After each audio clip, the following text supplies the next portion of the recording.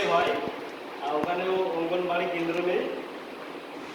আর আমাদের তাপাইপুর প্রাইমারি স্কুলে যদি আরও শ্রেণীকক্ষ বাড়ানো যায়, মোটামুটি 3টে শ্রেণীকক্ষ নির্মাণ।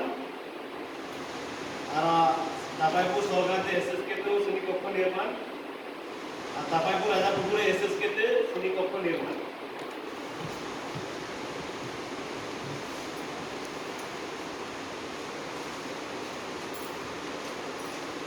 এটা হচ্ছে পাকা ঘাট।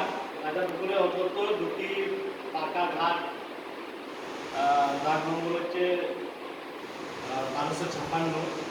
ওই পুকুরে যদি 2টো পাকা ঘাট যদি হয় খুবই ভালো হয়।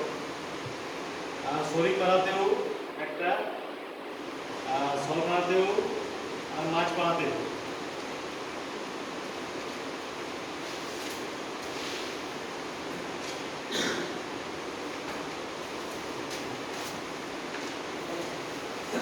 একটা যে সাজিনা আদিবাসী গ্রাম,